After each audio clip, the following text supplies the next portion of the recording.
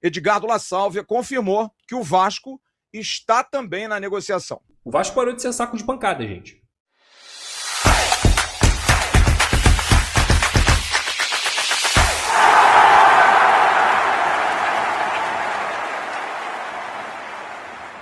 Gabriel Friggini, que é lá do sul do Brasil, que assim como eu conseguiu falar com Edgardo La Sálvia, o difícil empresário de Brian Rodrigues, atacante uruguaio, do América do México, o Vasco ano passado, por isso aqui também não contratou, por conta de um ajuste de datas. O Vasco não conseguiu fechar porque o América do México não teria tempo para contratar um jogador para o lugar dele. Estava tudo resolvido. E o Edgardo La Sálvia, empresário do Brian Rodrigues, depois de muita tentativa do Friggini, deu a informação que o próprio Gabriel Friggini fez questão de nos mandar, e eu vou dar o crédito a ele aqui, que faço questão a quem trabalha direito de dar o crédito, do papo que ele teve com o empresário do atacante uruguaio Brian Rodrigues, que o Cruzeiro está em cima, o Cruzeiro está fazendo proposta, o pessoal do México, bastante nacionalista, diz que não, porque ele é ídolo lá. Não tem como sair, ele não vai sair, ele só vai para a Europa, não tem chance de jogar no Brasil. E eu avisando aos meus amigos, olha, o Brasil hoje é um mercado que atrai esses caras, ainda mais um uruguaio, que já está lá já algumas temporadas e nunca foi para a Europa.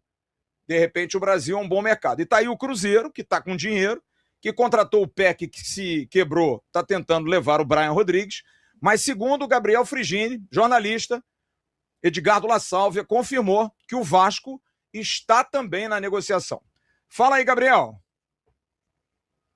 Fala, Flávio, uma boa noite para você, boa noite para toda a audiência que está nos assistindo e também um grande abraço e uma boa noite para toda a galera aí do Atenção Vascaínos.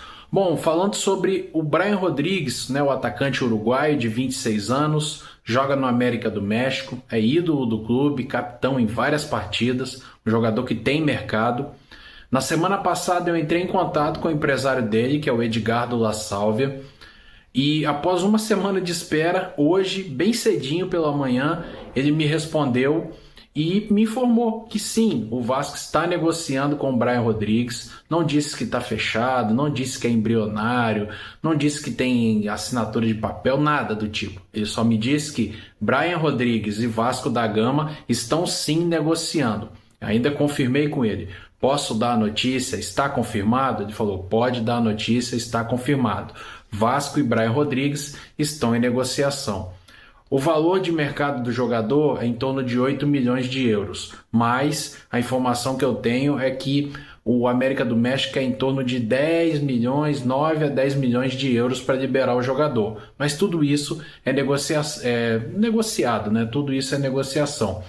O Brian Rodrigues é um ponta esquerda, né? Ele joga pela esquerda, é um atacante que faz muitos gols, mesmo sendo um ponta, tem uma personalidade forte, igual eu falei, esteve na Copa do Mundo de 2026, jogou os 3 jogos da fase de grupo e é um jogador que o scout do Vasco já monitora há muito tempo, a comissão técnica gosta dele, o scout, igual eu falei, gosta dele e a diretoria do Vasco gosta dele.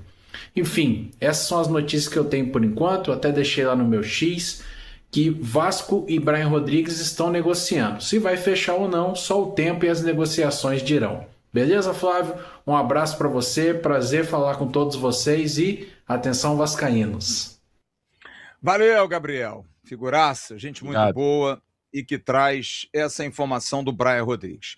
Gente, mais uma vez, o chat que anda chato, devia botar um O, chat chato.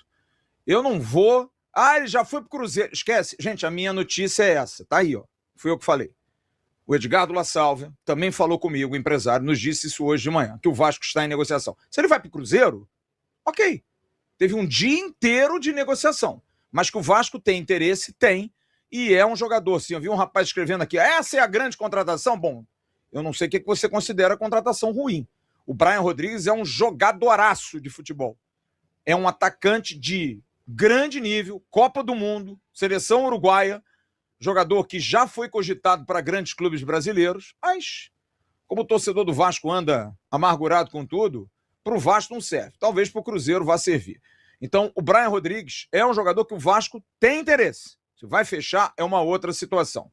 Vamos ter paciência, cara. Os moleques da base são os melhores frutos que a gente pode colher do trabalho que o Vasco faz há muito tempo. Porque o Vasco pode ser uma bagunça em diversos aspectos. O Vasco pode ser uma sucata em diversos aspectos nos últimos 20, 30 anos, ou na sua história inteira. Mas a base sempre revela. A base sempre entrega bons jogadores. Sempre entrega ótimos jogadores e muitas vezes até entrega craques, como entregou, por exemplo, o Ryan no ano passado. Não acho que o Ramon Henrique seja um craque, mas para mim ele tem potencial para se tornar um excelente jogador. Então, vamos ter paciência. Antes de criticar um jogador, antes de sair esculachando o moleque, cara, não tá bem.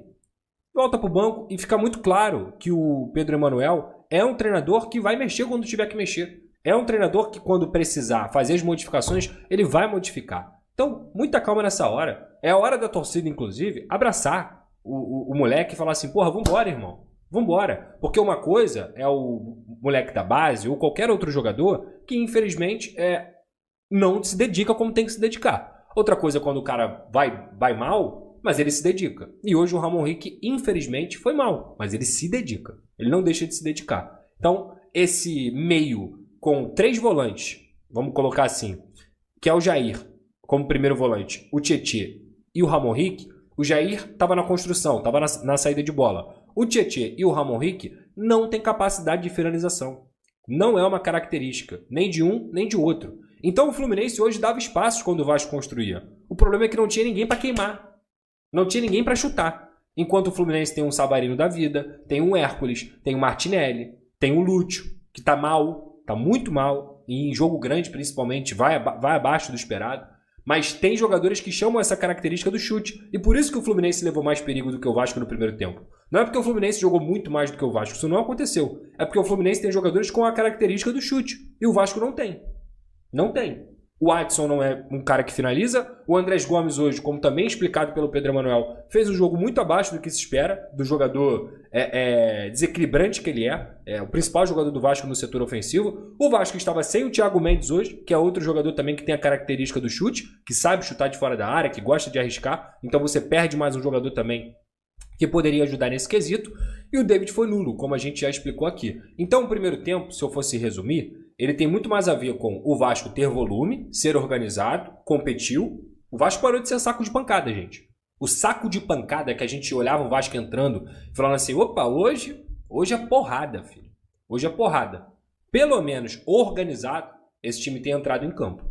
Então, o primeiro tempo foi de um Vasco com volume e pouca efetividade. Enquanto o Fluminense não teve volume, mas pelo menos conseguiu criar melhores oportunidades. Então, equilibrado de forma geral. No segundo tempo, percebendo, eu acho que o que eu tentei explicar aqui, eu até coloquei no Twitter no intervalo, que o Vasco perdeu o poder de fogo, que não tinha poder de fogo para poder ferir o adversário no terço final, ele coloca o Rojas em campo.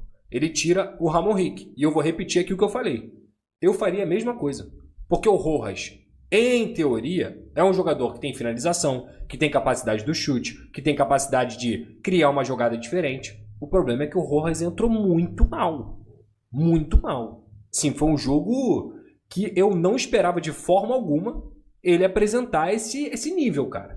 Esse nível. Pelo jogador que ele pode não ser um espetáculo de jogador, mas eu acho que ele é um bom meia. Ele é um bom meia. E hoje o jogo dele foi terrível. Terrível. E é triste você ver isso acontecer. Porque além da necessidade dos reforços, você está falando de um cara que poderia render melhor. Se ele tivesse rendido um pouquinho melhor no jogo de hoje, talvez o Vasco encaixasse uma bola para meter o gol. Talvez ele mesmo teria conseguido finalizar melhor. As decisões que ele tomou, os erros técnicos, a falta de capacidade de ser agressivo, cara, minaram a primeira parte do segundo tempo do Vasco. Porque tiveram algumas saídas de bola interessantes com os laterais, com os zagueiros, que a bola caía no próprio pé do Jair para progredir em relação ao Rojas e o Rojas errava. E aí, cito também um momento importante da coletiva do Pedro Emanuel, que quando ele coloca o Nuno em campo, e ele também coloca o Spinelli, ele coloca depois o Pumita, ele cita, quem estava fazendo o papel de segundo volante para buscar a bola era o próprio Rojas. E ele estava perdendo bolas fáceis, cara. Perdendo bolas fáceis. Então, é uma pena que ele tenha entrado tão mal, porque a ideia, ela tinha sentido diante do que o primeiro tempo tinha também entregado. Aí, mais uma vez, o Vasco errando coisas bobas no meio campo, entregando oportunidade para o Fluminense, mas o Fluminense vive uma fase também bem abaixo. Acho que se o Fluminense estivesse no seu melhor nível, como apresentou com o Zubeldia em alguns momentos, o Fluminense muito provavelmente hoje teria matado o jogo. Mas não conseguiu.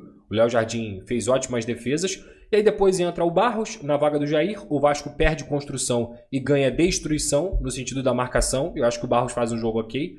Ele coloca o Nuno na ponta esquerda, joga o Andrés Gomes para a direita e pouco dá certo, porque o Andrés Gomes parecia cansado fisicamente, assim, abaixo do esperado nesse sentido.